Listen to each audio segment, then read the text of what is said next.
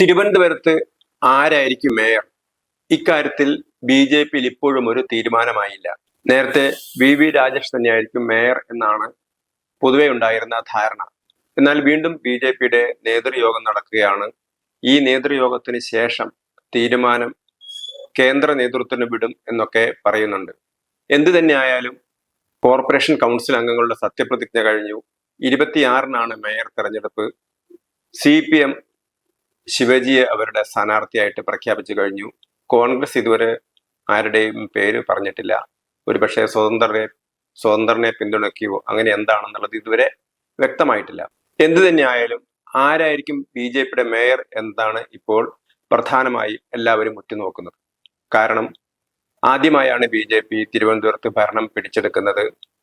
ഈ ഭരണം ബി.ജെ.പിയെ സംബന്ധിച്ചിടത്തോളം സംസ്ഥാനത്ത് അവരുടെ രാഷ്ട്രീയ നീക്കത്തിനുള്ള ഏറ്റവും വലിയൊരു ചുവടുവെപ്പാണ്.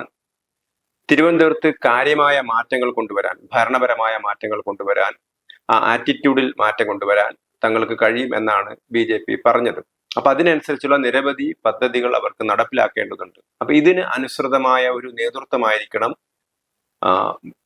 സഭാ നേതൃത്വത്തിൽ അല്ലെങ്കിൽ മേയറായിട്ട് ഉണ്ടാവേണ്ടത്, അല്ലെങ്കിൽ പാർട്ടിയെ നയിക്കാൻ, കോർപ്പറേഷൻ ഭരണത്തെ നയിക്കാൻ വേണ്ടത് എന്നുള്ള അഭിപ്രായമാണ് പൊതുവെ പാർട്ടിയിൽ ഉണ്ടായിരുന്നത്.